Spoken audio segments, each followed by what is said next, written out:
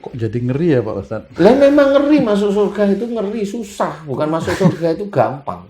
Kalau harta yang benar-benar uang, harta itu memang disebutkan ada disuruh mengeluarkan zakat mal, zakat untuk harta kalau jatuh nisab. Nah, kalau harta itu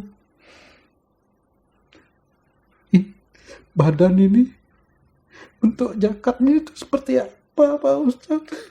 Ini kan harus ada yang dikembalikan kepada Allah.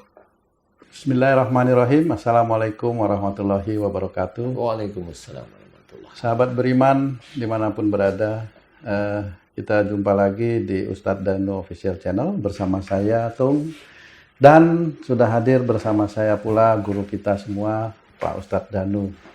Assalamualaikum Pak Ustadz. Waalaikumsalam warahmatullahi wabarakatuh. Sehat Pak Ustadz? Alhamdulillah. Alhamdulillah. Pak Ustadz, saya ada sedikit yang mau saya tanyakan, mudah-mudahan ini bisa bermanfaat untuk diri saya dan juga untuk sahabat-sahabat beriman dimanapun berada. Beberapa hari yang lalu saya menonton tausiah Pak Ustadz di Siraman Kolbu Pak Ustadz. Di situ dikatakan bahwa seorang yang mati itu sudah takdir Allah. Jadi kematiannya itu merupakan takdir Allah. Tapi Pak Ustadz menjelaskan di situ, mengatakan bahwa tapi bisa saja kematian itu disebabkan karena orang itu sendiri. Nah, Pak Ustadz menyebutkan salah satu kalimat di dalam surat Quran, ayat-ayat dalam Quran. Saya coba melihat surat itu di dalam Quran. Nah, sebelum kalimat dalam ayat tersebut yang menyatakan dan janganlah kamu menjerumuskan dirimu dalam kebinasaan itu, di kalimat pertamanya disebutkan dan belanjakanlah hartamu di jalan Allah. Saya membaca surat itu, saya sempat tertegun beberapa saat, dada saya sesek, mata saya berkaca-kaca. Saya mencoba menghubungkan antara dan belanjakanlah hartamu di jalan Allah dan jangan kamu jerumuskan dirimu dalam kebinasaan. Saya jadi teringat, apakah selama ini harta yang saya belanjakan itu sudah di jalan Allah? Itu membuat saya, saya kok jadi komentar. Membuat saya sesak nafas dan mata saya berkaca-kaca, Pak. Nah, saya mohon penjelasan dan bimbingan dari Pak Ustadz. Apa yang dimaksud dengan dan belanjakanlah hartamu di jalan Allah? Itu Pak Ustadz. Ya. Monggo Pak Ustadz. Jadi memang ayat ini ayat yang perlu perenungan, nggak hanya cuma sekedar wa'ang fiku fisabilillah, ya, belanjakan hartamu di jalan Allah atau nafkahkan hartamu di jalan Allah. Maksudnya itu kalau punya uang kemudian belanjanya di jalan Allah itu apa? Mamanya membangun masjid, mamanya memberikan santunan yatim piatu, boleh sih, silahkan. Kemudian harta itu apa aja yang kita miliki? Harta itu yaitu semua yang kita miliki itu adalah pinjaman dari Allah Ta'ala. Jadi dari mulai rizki yang dititipkan oleh Allah kepada kita itu juga titipan Allah Ta'ala. Pada waktu kita belanjakan itu jual beli dengan Allah itu yaitu memberikan nafkah. Memberikan nafkah atau sedekah kepada yatim piatu umpamanya boleh, pada orang-orang yang memerlukan boleh, untuk masjid boleh, semuanya yang baik.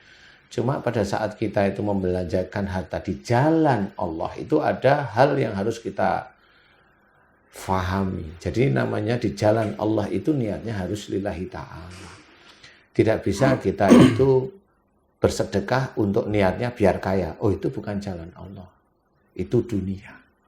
Walaupun dia jalannya itu kelihatannya sedekah itu akhirat, tapi itu dunia. Itu membelanjakan tapi mau membodai Allah bahwa dengan bersedekah itu dia nanti diinginkan kaya. Dia minta pada Allah agar diberi kaya. Itu bukan seperti itu. Membelanjakan dengan bersedekah itu tidak seperti itu. Jual belinya dengan Allah Ta'ala tidak seperti itu. Wa anfiqu fisabilillah ini adalah salah satu sebagian kecilnya harta rezeki yang dititipkan oleh Allah. Makanya kalau kita itu mendapatkan rezeki, selain kita mengucap alhamdulillah, kita ingat inna lillahi wa inna ilaihi raji'un. Sesungguhnya ini milik Allah dan akan kembali pada Allah. Itu harus difahami. Milik Allah itu apa? Lah ya memang harta itu milik Allah. Kita hanya diizinkan dititipi aja. Dan akan kembali pada Allah Ta'ala. Nah itu baru. Wa anfiqu fisabilillah itu akan nyambung dengan ayat tersebut. Ya.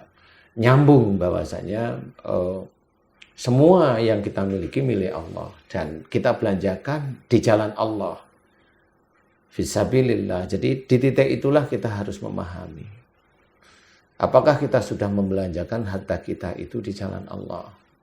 Kebanyakan kalau orang itu punya harta, apalagi dalam mencari harta itu dia diberi kemudahan oleh Allah Ta'ala. Nah, orang-orang yang diberi kemudahan oleh Allah Ta'ala ini biasanya banyak lupa. Sehingga dia tidak begitu menafkahkan hartanya di jalan Allah. Walaupun ada. Tetap saya akan bilang ada, tetapi rata-rata enggak. Karena pada saat dia itu diberikan rezeki oleh Allah Ta'ala besar, itu kadang-kadang itu banyak yang dipamer-pamerkan. Banyak sekali yang dipamer-pamerkan. Nah itu dia belum tentu dia memberikan nafkah kepada saudaranya yang membutuhkan, tapi dia pamernya yang melebihi seperti itu. Di YouTube namanya banyak sekali yang seperti itu. Kalau hanya sekali dua kali tidak apa-apa lah. Tapi kalau terus-terusan ini pamer. Nah, harta kita itu tidak cuma hanya harta uang. Harta kita itu yang dititipkan oleh Allah Ta'ala itu nggak cuma uang. Kaki itu harta kita, tangan harta kita, mulut itu harta kita. Makanya tersenyum itu adalah ibadah salah satunya itu. Ya itu diungkapkan memberikan hati senang atau sesuatu yang menyenangkan orang lain itu ibadah memang sih.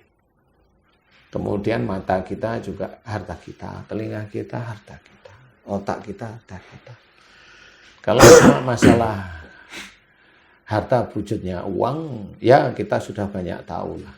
Tapi kalau harta yang wujudnya kaki, tangan, mulut, mata, telinga, otak kita, itu hartanya siapa? Yaitu harta kita. Yang harus kita belanjakan di jalan Allah, yang harus kita nafkahkan di jalan Allah. Yang bagaimana ini menafkahkan di jalan Allah Ta'ala? Ini banyak sekali orang yang tidak tahu. Sangat banyak sekali orang yang tidak tahu.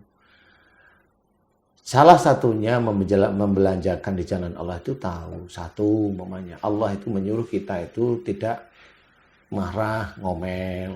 Allah tidak, mulut itu dijaga untuk tidak memaki orang lain. Banyak itu hal-hal tersebut. Itu sebenarnya kan cara Allah mengingatkan. Tapi kita manusia Muslim khususnya itu enggak akan, jarang sekali yang ingat bahwa mulut ini sebenarnya harta kita. Yang kita kita punyain, yang itu dititipkan oleh Allah Ta'ala. Tetapi rata-rata orang-orang Muslim itu rata-rata itu mulutnya itu dianggap itu permainan aja. Sehingga dia mengeluarkan fitnah kepada saudara-saudaranya. Suami istri mamanya lagi bertengkar. Ini si suami memfitnah istrinya. Si istri memfitnah suaminya. Sama, itu banyak di mana? Infotainment itu banyak sekali seperti itu. Dia harta yang berupa mulut itu dia tidak pakai untuk di jalan Allah. Dia pakai untuk memuaskan nafsunya. Kemudian orang-orang Muslim yang kata-katanya itu jelek sekali, menghujat, memaki. Padahal orang yang dia maki itu nggak pernah loh. Orang yang dia maki, orang yang dia fitnah itu belum pernah menyakiti hatinya. Nah ini yang harus kita pikirkan. Lah, orang yang tidak pernah nyakiti hatinya tapi dia melakukan.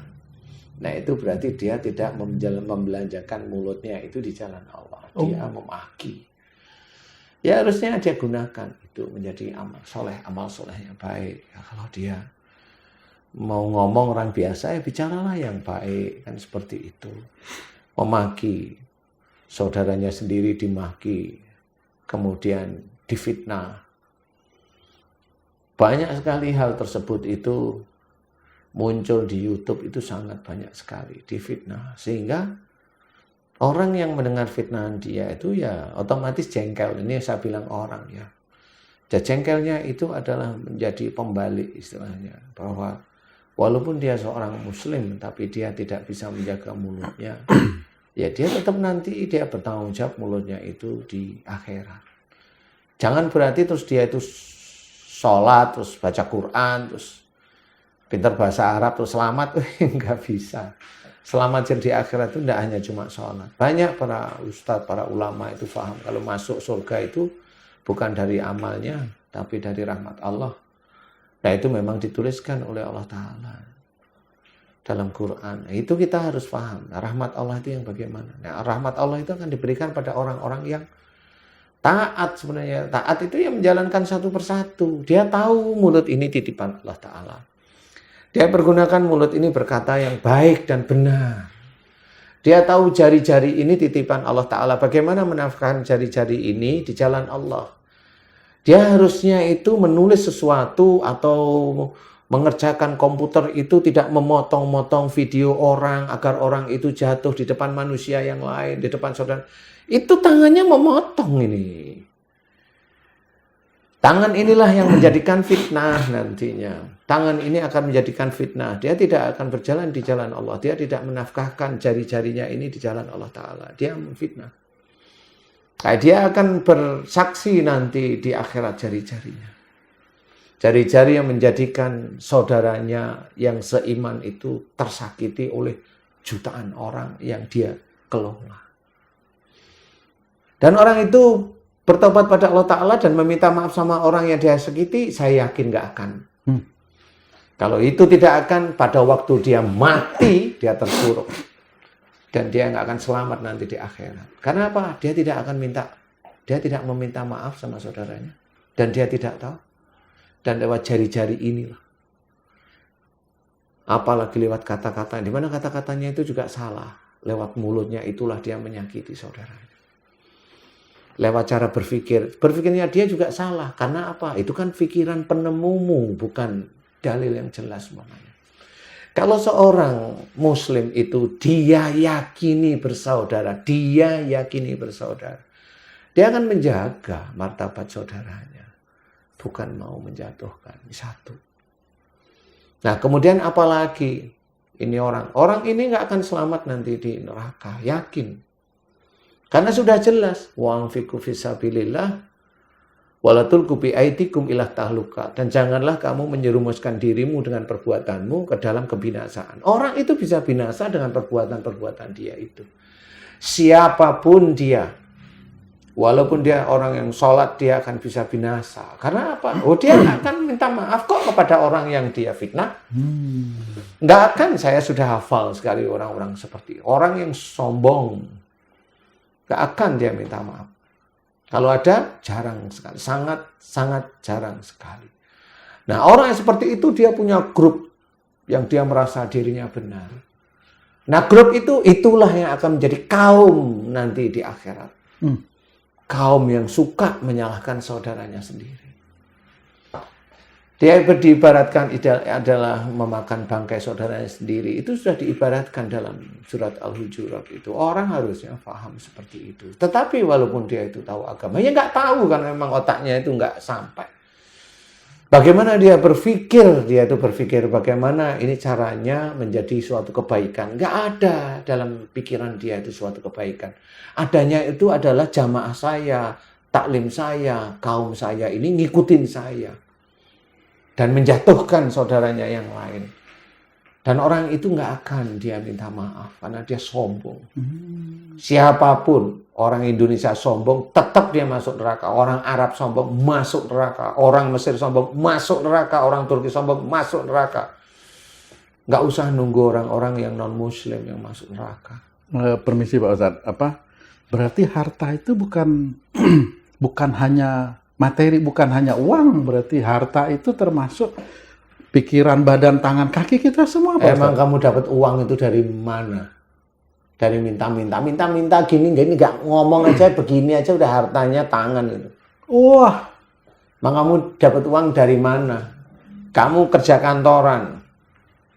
Kamu ada rapat yang kamu gunain apa? Tung. Otak. Apalagi kalau rapat? Mulut. Apalagi Mata, telinga. telinga. Tangan. Itu Apa itu? Harta bukan itu. Itu harta. astagfirullah. Tapi kalau harta itu digunain untuk jalan yang tidak baik, itu tetap bertanggung jawab nantinya di akhirat. Itu harta sebenarnya. Wah. Harta awal. Kamu itu pergi ke kantor, naik kendaraan, mau ojek kayak mau apa. Itu tetap harta itu ojek. Dari mana? Dari uangmu. Uangmu dari mana? Sama itu harta. Oh. Cuma orang aja yang tidak mau mengakui bahwa tubuhnya inilah adalah harta yang dititipkan oleh Allah Ta'ala. Berarti manusia itu sebenarnya milik Allah. Jadinya kita Memang yang milik siapa? astagfirullah. Milik istri, milik suami, milik siapa? Milik siapa? Milik Allah semuanya. Makanya kalau mendapatkan sesuatu itu selain hamdalah, ya inna lillahi wa inna ilaihi rajiun, itu yang lebih tepat sebenarnya. Nah, orang jarang sekali paham. Dia ke kantor, dia melakukan pekerjaan, dia dapat jabatan, dia dapat rezeki, berlimpah, tidak berlimpah, cukupan, semuanya itu dari Allah Ta'ala. Semuanya. Jalan yang dia dapatkan dengan baik, jalan yang dia dapatkan sehingga menjadikan rezeki bagi dia, dia bisa punya rumah, dia bisa punya kendaraan mobil, dia bisa punya ini, dia bisa nyenengin istri, itu dari siapa? Itu semuanya dari Allah Ta'ala. Masih untung dia masih mau bayar zakat mal. Kalau yang namanya sedekah, sedekah itu kan kalau bisa sedikit tapi ikhlas, jangan. Kalau memang punya harta banyak, kalau bisa banyak tapi ikhlas, belajar ikhlas. Dan kalau sudah banyak, belajar untuk tidak riya, ujub dan sebagainya. Itu harus belajar dari situ. Karena itu susah sekali. Kamu diberi ilmu pengetahuan atau teman-teman beriman semuanya diberi ilmu pengetahuan sama Allah Ta'ala. Itu kalau mengungkapkan suatu ilmu ke umum, apakah itu ada betul-betul memberikan pengertian pada umum agar itu manfaat, atau menjadikan umum itu saling bentrok? Ini banyak loh ilmu-ilmu yang begitu. Politik-politik begitu itu banyak sekali sehingga bentrok. Sehingga grup yang ini tidak suka dengan grup yang ini. Begitu-begitu itu. Apakah ilmu itu manfaat di jalan Allah? Enggak. Kalau saya bilang enggak. Ilmu itu enggak manfaat. Ilmu itu hanya untuk dunia aja. Tidak ada manfaatnya sama sekali di jalan Allah. Enggak. Ya itulah saudara-saudara kita. Saya bilang saudara-saudara kita karena saya menyentuh mau di saudara-saudara kita. Banyak sekali yang dilakukan salah. Masalah politik yang dipikir itu kesalahan orang lain. Setiap hari pikirkan kesalahan orang lain. Sholat itu sudah bukan menghadap pada Allah Ta'ala, bukan menyerahkan pada Allah. Sholat itu sudah dipikir kayak orang makan yang gak ada artinya. Yang penting sholat, Tidak ada faktor yang lain-lain. Padahal sholat itu kalau kita kerjakan, kita itu harus bisa menjaga tidak berbuat keji dan mungkar sebenarnya. Harusnya seperti itu. Tetapi kenyataannya enggak. Banyak itu orang yang sholat, dia Jumatan, dia ngaji, dia ada taklim. Ya korupsi aja masih ada. Banyak. Yang kepegang KPK itu ya tetap tertib dia sholatnya. Yang nggak kepegang banyak masih. Banyak. Kalau ada pekerjaan di pekerjaan bangunan, itu kalau memang atau jalan, itu memang banyak yang jujur apa nggak jujur itu kan ketahuan. Yang nggak jujur baru ketahuan KPK. Tapi kan satu di antara berapa puluh tahun dia nggak ada yang megang. Kan gitu. Tapi itu masih ditutupi aja sama Allah Ta'ala. Tapi ditutupi Allah Ta'ala itu bukan kemenangan seseorang kalau dia itu tidak ditahan. Bukan. Ditutupi oleh Allah Ta'ala itu berarti dia itu juga dilulu. Itu namanya istijrat. Walaupun dia sholat. Saya mau tanya sama kamu deh. Ada atasan-atasan kamu yang sholatnya tertib? Ada. Dia juga menggunakan seperti itu. Mamanya ya efisiensi kayak apa kayak itu. Kayak itu sholat ya. Kamu sholat jelas. Tapi kan apa yang dia kerjakan dengan gajinya? Bisakah dengan gajinya itu bisa membuat rumah dengan harga miliaran? Bahkan puluhan miliar, punya tanah hektar-hektaran seperti itu. Emang dari mana? Saya nggak curiga, enggak. Cuma ya berpikir yang normal aja lah. Gaji anggota DPR itu berapa? Gaji pegawai BUMN itu berapa? Berapa tahun dia bisa begini?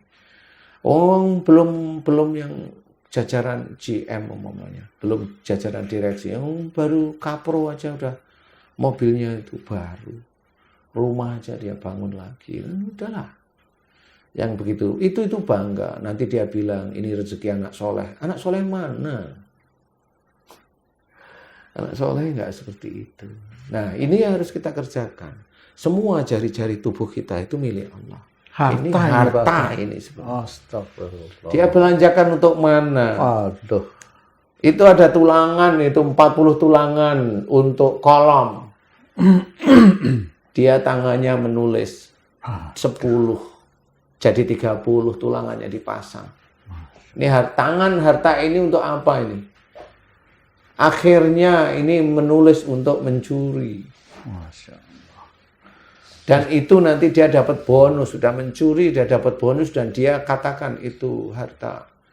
Dapatnya bonus itu rezeki anak soleh. Dari mana dapat?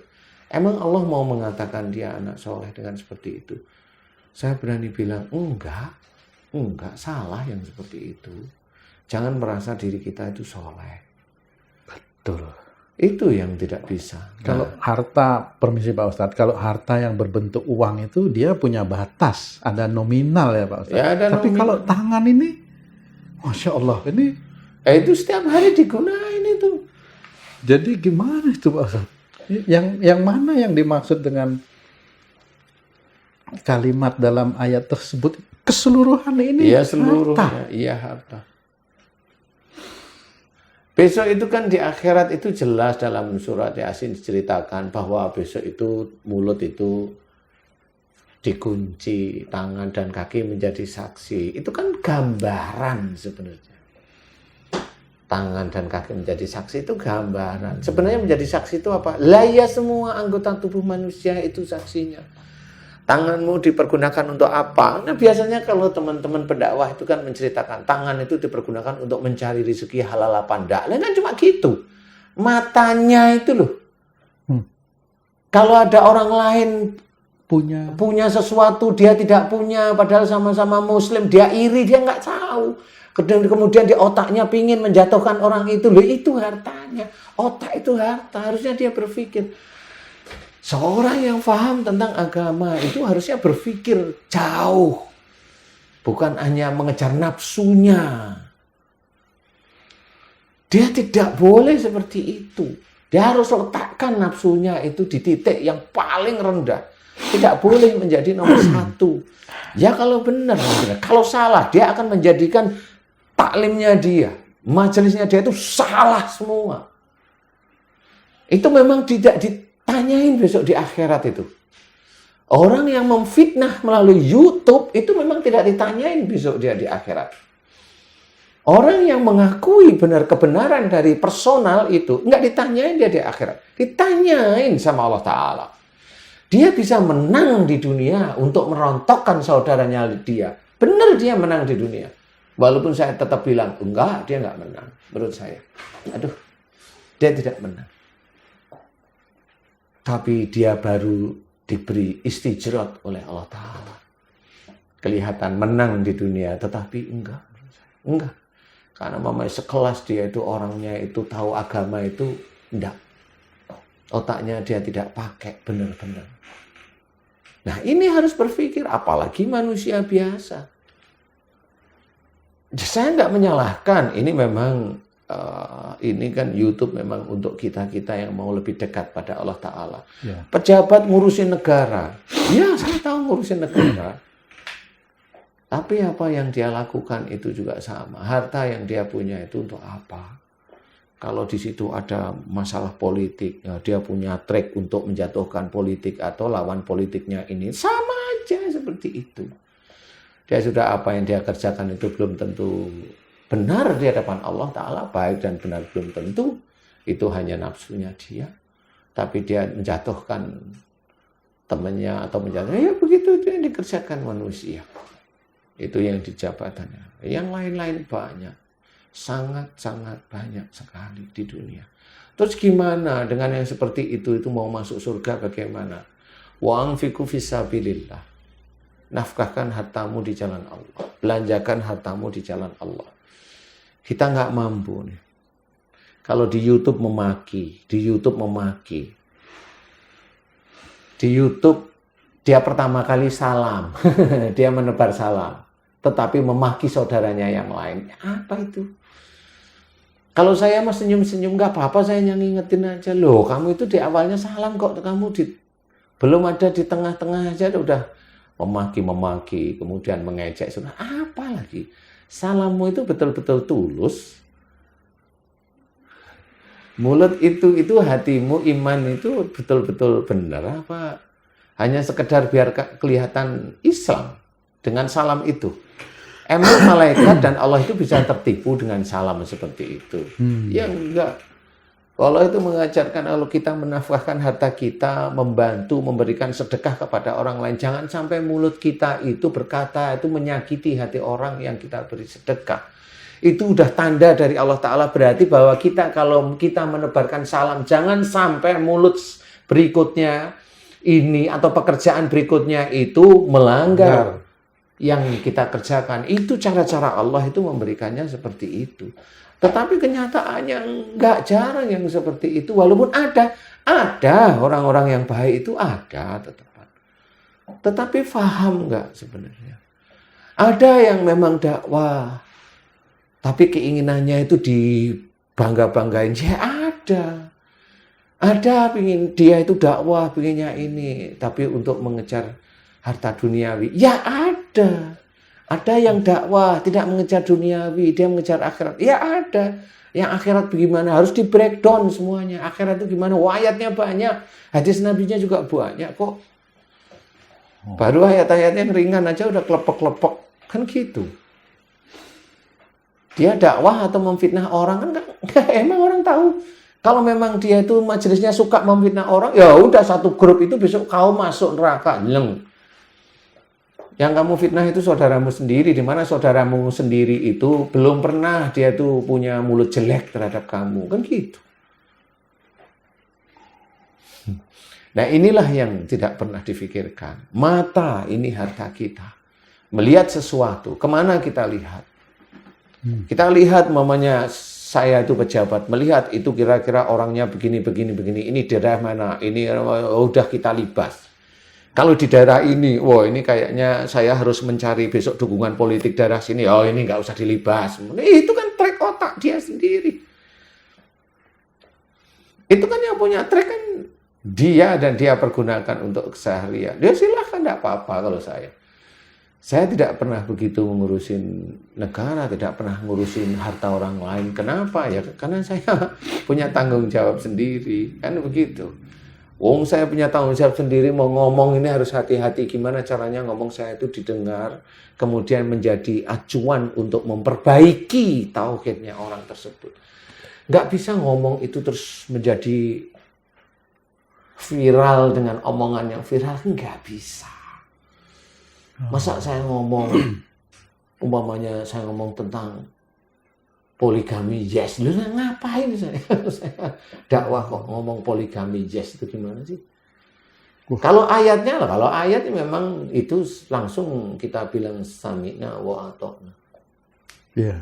Nah, itu jelas kalau ayatnya, tapi kan nggak harus mendukung yang seperti itu, nggak harus kok. Kalau ayatnya itu dari Allah Ta'ala ya kita harus mau terima. Tapi kalau orang yang begitu masa kita dukung, nggak perlu. Orang ngomong begitu tuh nafsunya yang dia omongin. Tapi dia menutup diri atau berlindung pada ayat Quran. Kalau menurut saya begitu. Berlindung. Karena persoalannya beda-beda. Nah, orang seperti itu, atau apakah kita itu masuk ke ranah seperti itu? Kita pergunakan tangan kita itu ada di jalan Allah apa enggak? Itu udah tahu kok. Sudah tahu, orang itu udah pandai-pandai, kecuali memang dia itu orangnya itu maaf ya, yang otaknya itu down, itu nggak bisa mikir, hanya ngeces, ya nggak bisa mikir, nah itu barulah itu. Ya, tetapi orang normal aja bisa, kalau dia bisa sekolah, dia bisa ngomong, diajak ngomong, komunikatif itu komunikasi itu masuk, ya pasti bisa kok mikir yang ringan-ringan seperti itu. Untuk apa tanganmu? Kan bersaksi dia, ini bersaksi. Bukan hanya untuk mencari rezeki yang haram, enggak, bersaksi semuanya. Enggak cuma mencari rezeki, untuk apa? Kalau dia kerjaannya dia itu di YouTube, untuk apa? Untuk apa ini? Untuk mencet-mencet laptop itu, kemudian motong-motong, kemudian ini. Untuk apa ini? Kemudian dari situ dia dapat kerjaan. Kerjaan itu hartanya halal apa haram? Dia pasti mikirnya itu halal. Kalau menurut saya, lah kamu itu gimana sih? Kelihatannya yang kamu sitir-sitir itu ya masalah bab agama, tapi kamu bilang harta kamu itu halal. Lucu kalau menurut saya. Kalau kamu menjatuhkan saudara kamu, itu haram sudah, titik. Semuanya, mulut ini juga sama. Mulut ini sama. Mata itu juga sama. Cara berpikir otak ini sama. Makanya kita berbangga diri, berbangga punya ayah, berbangga punya harta, berbangga punya pekerjaan. Berbangga itu tidak boleh. Berbangga kita punya otak, tidak boleh juga. Itu fasik. Fasik itu dikatakan oleh Allah Ta'ala kafir. Membanggakan sesuatu melebihi batas itu. Itu sudah dianggap kafir sama Allah Ta'ala.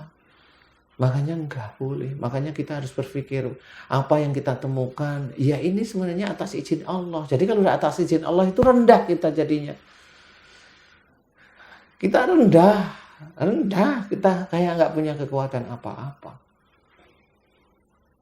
Itu yang harus kita pikirkan. Semuanya dari mulai pandai di kelas dulu waktu SD dia dapat ranking, SMP dia dapat ranking, SMA ranking, kuliah tanpa tes.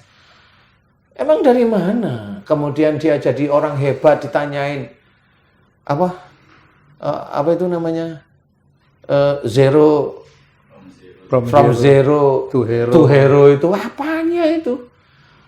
Orang-orang yang dari nol jadi pahlawan itu apanya? Pahlawan nggak ada, semuanya itu milik Allah, nggak ada pahlawan-pahlawanan kalau menurut saya. Nggak ada. Nah inilah yang harus kita pikirkan. Kita, saya, kamu, kemudian saudara-saudara beriman yang lain. Ayolah berpikir. Dan orang-orang yang mudah-mudahan yang memang tidak menyukai hal-hal yang baik, mudah-mudahan dengerin, mau mendengarkan. Amin. Apa yang dia lakukan dengan tangannya, dengan bermain laptop, memotong ini, kemudian dia mencari biar viral. Loh, nggak apa-apa, biarin. Itu kan viral di dunia aja, di medsos aja. Emang di hadapan Allah viral? Ya viral dosanya sebenarnya. Itu kan gitu. Gak pernah dia berpikir bahwa apa yang saya kerjakan itu dosa apa enggak ya? Gak pernah dia. Jadi ke situ ya Pak Ustadz? Lah bukan ke situ, memang di situ. Ya memang begitu. Quran itu berjenjang untuk memahami. Berjenjang untuk memahami. Enggak seperti segampang itu. Enggak. Ya memang berjenjang. Semuanya berjenjang. Untuk memahami ayat demi ayat itu berjenjang. Enggak ngawur semaunya. Enggak bisa. Pada waktu kita itu mau ngomong seseorang, itu yang kita ngomongkan itu dalil yang jelas. Bukan asal ngomong umpamanya. Kalau dia asal omong, itu berisiko dia itu. Harus mikir yang diomongkan, dengerin dulu. Ditelaah dulu yang diomongkan. Loh, bener ini kayaknya ada dalam Quran, ini ada. Ya sudah, jangan usah komentar yang negatif. Karena dia nggak cocok dengan dia, kemudian dia mencoba untuk menekan pada jamaah, disebarkan pada taklimnya, disebarkan pada kelompoknya. Akhirnya kelompoknya itu juga mengikuti ininya dia. Ya sudah, kelompok itu akan menjadi berpaling pada ayat-ayat Allah. Dia berpaling. Salah satu hal aja, yang paling ringan aja. Ya. Wa ma asabakum min musibatin fa bima kasabat aydikum. Apa saja musibah yang kau terima itu disebabkan dari buah tanganmu sendiri. Satu aja dulu. Musibah yang kita terima disebabkan dari buah tangan kita, berarti dari dosa kita. Memang ada orang Muslim itu yang mau mengakui itu dari dosa. Saya bisa bercerita, memang ada yang mengakui. Tapi kalau dia dikasih tahu dosanya yang mana, dia nggak mau. Nah, itu kan lucu. Berarti dia hanya mengakui ayat itu sebagai landasan yang sebenarnya tidak dimasukkan ke dalam hati atau imannya dia. Enggak. Pada waktu dia kasih tahu salahmu di sini, nolak dia. Enggak. Nah, kenapa? Karena dia merasa tidak punya dosa. Ya kalau dia nolak, ya hati-hati, itu baru satu ayat. Atiullaha wa rasul. Taatlah pada Allah dan Rasul. Taat pada Allah berarti menjalankan perintah Allah yang ada dalam Quran. Dan taat pada Rasul menjalankan sunnah Rasulullah. Tapi belakangnya, kalimat belakangnya, fa'in tawallau. Jika engkau berpaling. Kalau berpaling, ini ayat ini untuk yang Muslim.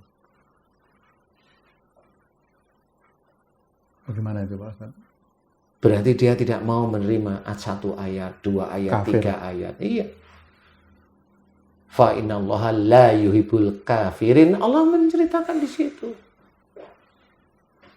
Maka sesungguhnya Allah tidak menyukai orang-orang yang kafir. Di situ dijelaskan. Itu Allah yang menceritakan. Kalau orang Islam tidak mau menerima satu ayat, dia tidak mau untuk belajar. Loh, itu Allah yang berkata, bukan saya. Saya hanya mengingatkan aja. Allah yang berkata. Kok jadi ngeri ya Pak Ustaz? Lah memang ngeri, masuk surga itu ngeri, susah. Bukan masuk surga itu gampang. Yang masuk surga gampang itu kan penelaahan ilmunya ya belum dalam sehingga dengan sholat itu masuk surga. Iya, saya jawab iya, tapi yang mana? Bang Allah itu menerima taubat itu terhadap orang yang diinginkan oleh Allah Ta'ala. Memang kita tahu yang diinginkan Allah itu yang bagaimana. Yang diinginkan oleh Allah Ta'ala itu ya yang taat itu. Makanya diceritakan inna akramakum indallahi atqakum. Sesungguhnya orang yang mulia di hadapan Allah adalah orang yang takwa. Nah itu sudah jelas takwa. Takwa itu tidak melihat bangsa. Enggak melihat bangsa. Enggak Arab, enggak Mesir, enggak Turki, enggak Palestina, enggak Indonesia. Enggak. Orang takwa itu ya takwa intinya. Enggak bangsa. Enggak. Permisi Pak Ustadz, saya kembali ke mengenai ini yang harta ini agak saya jadi ketakutan ini sekarang. Kalau harta yang benar-benar uang, harta itu memang disebutkan ada disuruh mengeluarkan zakat mal, zakat untuk harta kalau jatuh nisab. Nah, kalau harta itu badan ini untuk zakatnya itu seperti apa Pak Ustadz? Ini kan harus ada yang dikembalikan kepada Allah. Ya itu tadi, nafkahkan hartamu di jalan Allah. Berarti semua yang kita kerjakan dari tangan, otak, mulut, semua unsur tubuh itu berarti benar-benar ada di jalan Allah sebenarnya. Itu kuncinya. Makanya nanti tangan, kaki, tubuh itu bersaksi. Dia akan ditanyain satu-satu. Bukan kaki kita melangkahkan kemana. Enggak cuma hanya itu. Kalau lutut sakit, kemudian ada pelumasnya hilang, kering, kemudian sakit. Itu kan teman-teman dari sisi medis yang menceritakan seperti itu. Ya emang betul. Tetapi dari mana? Loh banyak kok orang-orang yang sakit lututnya, kemudian kita kasih tahu itu kamu dalam mengatur rumah tanggamu dengan pasangan hidupmu, kamu kaku, emosional. Dia paham, setelah dia paham sakitnya hilang, ya alhamdulillah. Loh dari mana kok bisa hilang dengan begitu cepat? Ya karena dia sadar, kemudian dia belajar untuk berubah. Nah itu Allah sebenarnya. Dulunya dia itu menafkahkan lututnya tidak di jalan Allah. Mengatur suaminya kaku, emosi dan sebagainya. Itu tidak di jalan Allah namanya. Diberi dia musibah oleh Allah Ta'ala, yaitu sakit pada lututnya. Dengan cara-cara ilmu kedokteran disembuhkan, disuntik dengan ini, disuntik dengan ini, boleh silahkan. Tetapi apakah itu menghilangkan dosa? Ya kagak, dosa kok dihilangkan dengan suntikan. Kalau kita berbicara beneran ya. Suntikan itu hanya nyaman, tapi berapa hari nyaman? Nah inilah sebenarnya. Jadi apakah kita termasuk orang yang sudah menafkahkan tubuh kita, harta kita ada di jalan Allah? Atau Al-Quran itu hanya sebuah tumpukan buku yang di pojok berdebu? Apakah kita baca setiap saatnya? Quran itu memang harus kita kerjakan. Bukan hanya untuk nakut-nakutin jin. Kalau dibacakan Quran, jinnya bilang panas-panas. Enggak seperti itu. Quran itu petunjuk untuk kita, umat manusia. Enggak cuma Islam, umat manusia untuk kembali ke jalan Allah. Baik tangan, mulut, hidung kita. Hidung ini untuk menarik oksigen yang baik.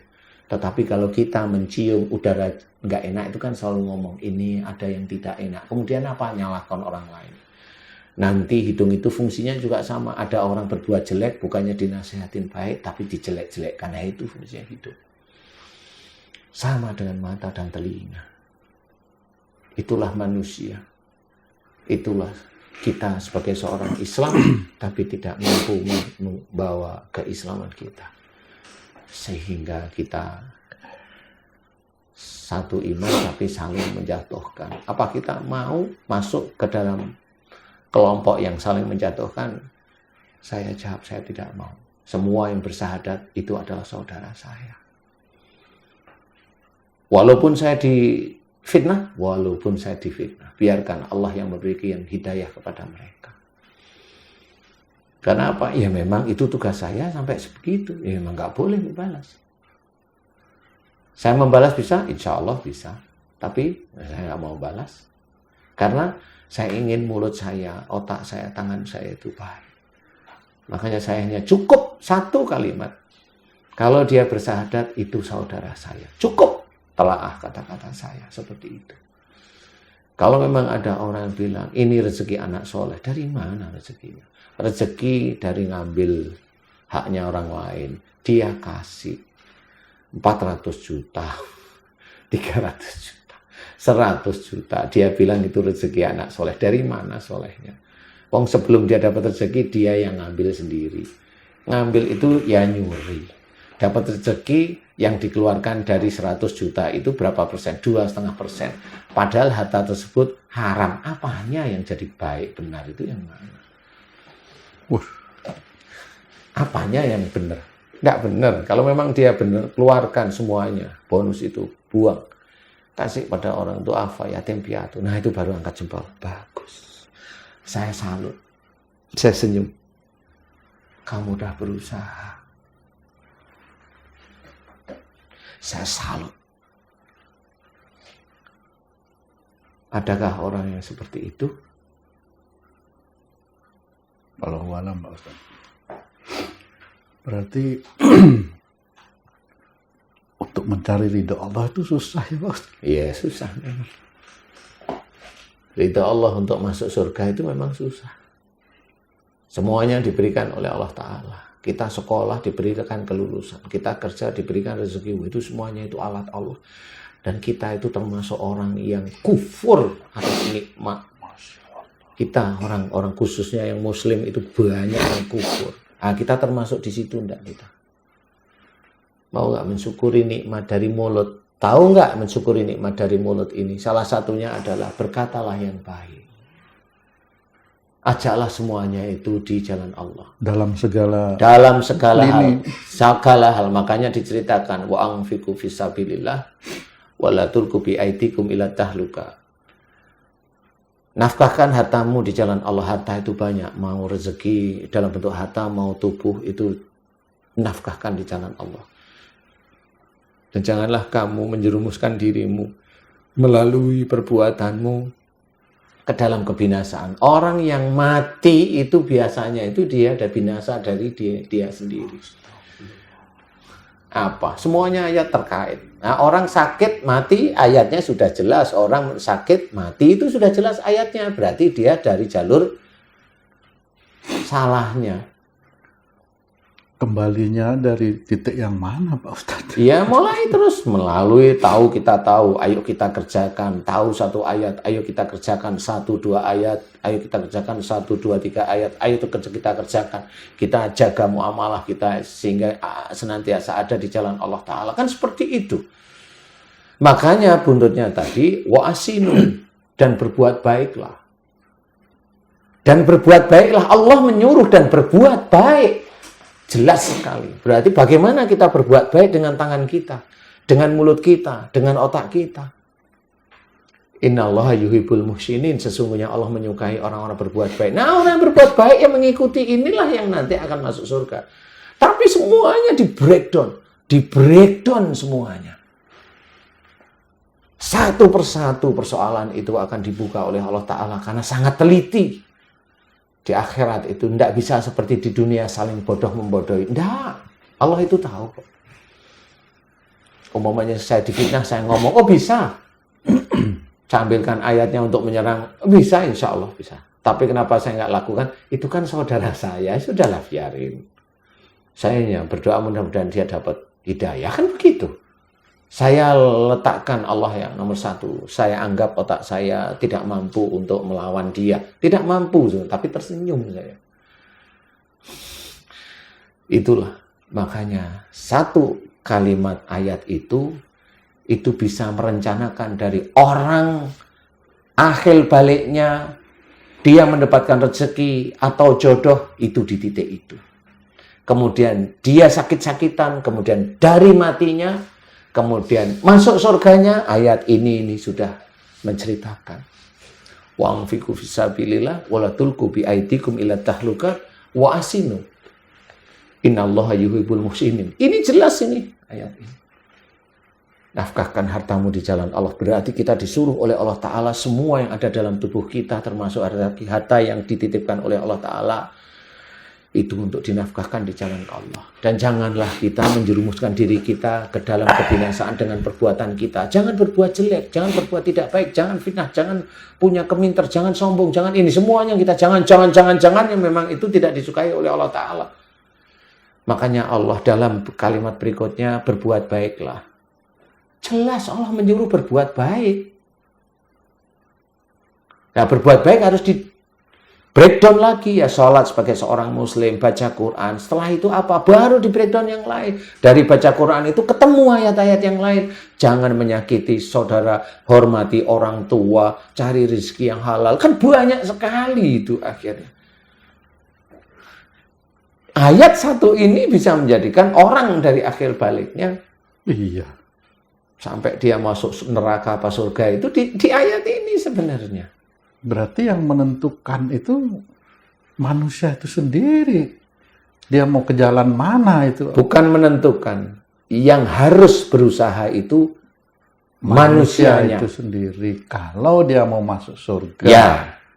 Tapi kalau yang mentakdirkan Allah. Karena Allah memberikan peringatan. Orang sakit itu takdirnya dari Allah Ta'ala karena perilaku manusia itu sendiri. Itu jelas. Jadi bukan orang menentukan, istilahnya orang yang menjalankan. Orang itulah yang menjalankan, dia mau kemana dia. Karena dia orangnya sholat, tapi dia korup. Ada. Mau lihat yang mana nih? Apakah sholatnya dia dianggap baik? Wallahu a'lam. Kalau saya ditanya, Wallahu a'lam, saya nggak ngerti. Nah inilah yang harus kita. Ya, mudah-mudahan ini bisa menjadi pelajaran bagi kita semua, termasuk saya khususnya. Karena saya tetap ingat dalam menyampaikan kajian ini tetap satu ayat yang saya ingat. Kabur Ramadan indallahi an taqulu ma la taf'alun. Kemurkaan Allah, kemarahan Allah amat dekat dengan orang yang dia memberikan nasihat pada orang lain tapi dia tidak menjalankan. Saya tidak mau. Saya tidak mau dimarahi oleh Allah Ta'ala. Baik Pak Ustadz, penjelasannya cukup dalam. Mudah-mudahan nanti kita bisa perdalam lagi di waktu yang lain Pak Ustadz, karena ini waktunya juga agak terbatas. Dan mohon maaf sudah mengganggu waktunya Pak Ustadz. Alhamdulillah, mudah-mudahan ini bisa menjadikan diri saya untuk merubah sikap saya selama ini kalau memang salah dan pasti banyak salah Amin, di amin, hadapan amin. Allah. Demikianlah sahabat beriman semua dimanapun berada. Mudah-mudahan pembahasan yang singkat kali ini bisa membuat kita ingat akan siapa sebenarnya diri kita di hadapan Allah. Kalau kita memang mau benar-benar masuk surga, mari kita senantiasa berjalan di jalan Allah agar Insyaallah, amin. apa-apa yang kita lakukan itu bisa menjadikan amal soleh yang Amin. akhirnya akan menjadi bekal kita di hari kemudian nanti. Amin ya Allah. Amin ya Rabbal Demikian dari kami, Ustadz Danu Official Channel. Sampai jumpa di lain waktu. Wassalamualaikum warahmatullahi wabarakatuh. Waalaikumsalam warahmatullahi wabarakatuh. Terima kasih Pak Ustadz. Ya. Alhamdulillah.